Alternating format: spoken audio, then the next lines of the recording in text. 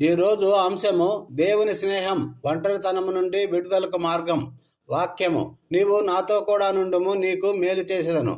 ఆదికాండము 31:3. ప్రభువు నామములో మీ అందరికీ వందనాలు. ఈరోజు మీరు ఒంటరిగా ఉన్నారా? ఎంతమంది స్నేహితులున్నా, బంధువులున్నా ఎవరికి చెప్పలేని భారంతో కుమిలిపోతున్నారా? మిత్రమా, దేవుడు మనకు కేవలము తండ్రి మాత్రమే కాదు, అత్యంత నమ్మకమైన స్నేహితుడు కూడా.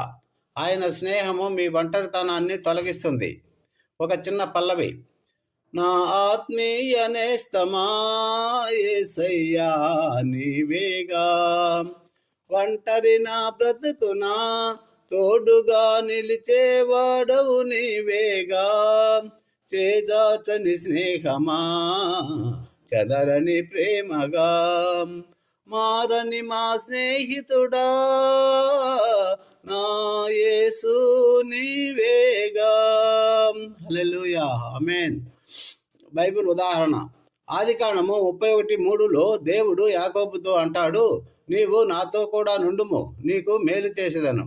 యాకోబు తన మామ లాబాను దగ్గర నుండి తన కుటుంబముతో బయలుదేరుతున్నప్పుడు తనకు భవిష్యత్తుపై ఎలాంటి భరోసా లేదు. ఒంటరిగా ఉన్న భావన అతనికి కలిగింది. కానీ దేవుడు నీతో ఉంటాను అని వాగ్దానం చేశాడు. యాకోబు తన జీవితంలో ఎన్నోసార్లు ఒంటరితనంతో, భయంతో పోరాడాడు. కానీ దేవుని స్నేహం అతన్ని ఎప్పుడు విడిచిపెట్టలేదు. చివరికి ఇజ్రాయేలు జాతికి తండ్రిగా మార్చింది. ఒక చిన్న ఉపమానం: ఒక చిన్న పక్షి గుంపు నుండి విడిపోయి ఒంటరిగా ఎగురుతుంది. గాలి వేగంగా వీస్తుంది, వర్షం వస్తుంది, అది చాలా భయపడుతుంది, ఎగరలేకపోతుంది. కానీ అకస్మాత్తుగా ఒక పెద్ద డేగ దాని పక్కన ఎగురుతూ వచ్చింది. ఆ పక్షి భయంతో వణికిపోయింది.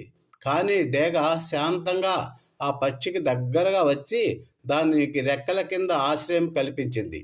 ఆ చిన్న పక్షి డేగ రెక్కల నీడలో సురక్షితంగా, వెచ్చగా పయనించగలిగింది.